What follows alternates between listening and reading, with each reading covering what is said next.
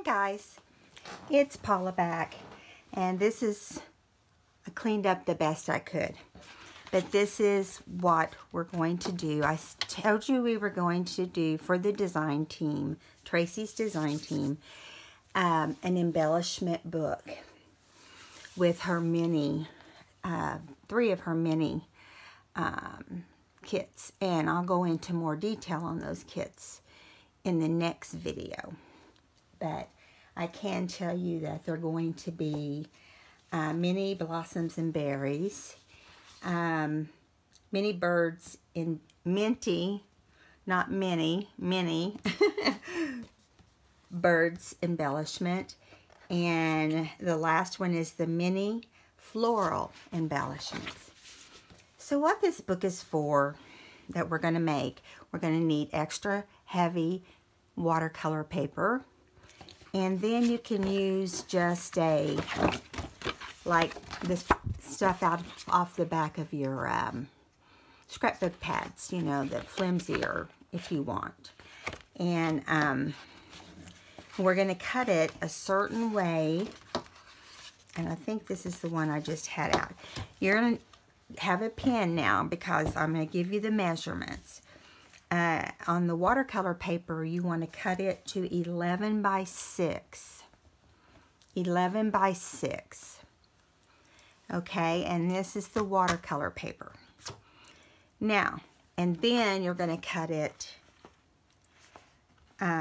this one's 11 by 6. I'm sorry, the cover is 11 by 6.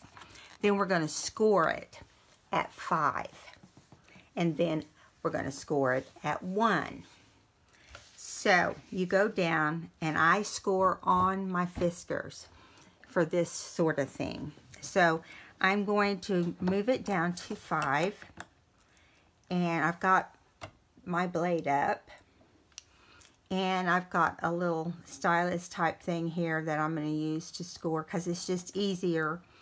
And then you just get inside your cutting line. You line it up to 5, and then you score down here. Then you're going to move it to 6 on the same side, and you're going to score again, which is going to give you, let me see if you can see. Let me fold it up. It's going to give you a 1-inch spine. I'm sorry. Blah, blah, blah. It is now 5:30. Anyway, so your spine is going to be 1 inch. And your book is going to be 6 by 5. Now, you're going to do the exact same thing on this floppy little page that I told you about. And we're going to go ahead and just do it since I have one extra. This one's kind of bent, so that's why I wasn't going to use it. Now, we want this one to be a little bit smaller than the cover. We want the inside to be 4 3/4 instead of 5 on the score line. And we want the center to be a 1/2 inch on the score line. So, it's going to start off, let me find one here. Let me see if this is one. Yes, it's going to start off at 10. Your page is going to be 10 long and 5 3/4. Okay? Now, when we score, we're going to come in and score our first line at 4 3/4. Wait a minute. Let me look at my paper, which I don't know where my paper is. I'm almost positive that's what it is, but let me get my little book. I kind of jotted the sizes down. I know it's going to be small enough for like a, you know, to be a 1/4 inch around smaller. That's why we're doing the 5 3/4. We did 6 at the last one, okay? We did 5 in the width at the last one, which was an inch smaller. And so on this one, we're going to do, we're going to score at 4 3/4. So you line it up at 4 3/4. You take your stylus or your bone folder and you score. You might have to go over it a couple times. Okay, just don't get a hole pushed through it. And then you move over a 1/2 inch. Okay.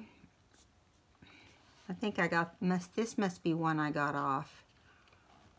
No, you take it to 5 and, yeah, over a 1/2 inch, and then you score again. Okay. So 4 4/4 first score, and then you move it to the right and you score at 1 inch from the last score line, and then you bring it to 4 3/4 and make sure it's correct, and it is. So we've got a correct page. Now I'm going to show you, you do not put these together yet, but I'm going to show you what they look like. Can you see that? We're going to end up centering this spine, and you're going to probably think, why are there such big gaps, and why is there only a total of 4 pages, you know, front and back, front and back. But you also have the inside of your cover and the outside of your cover. Okay, and then when we fold it up, it will be like this. And you're going to be shocked at how different it will look when the videos series is over.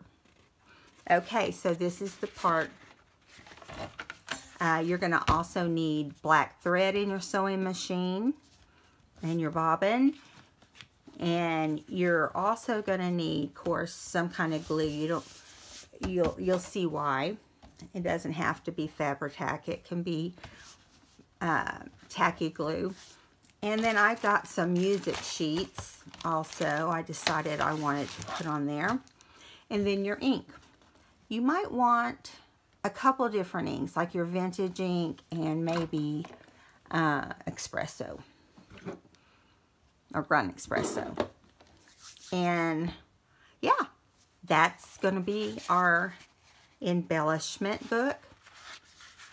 And this is the kind of thing that you pass on to a junkie friend. Okay guys, this is video number 2 in the Tracie Fox Design Team project. Thank you guys.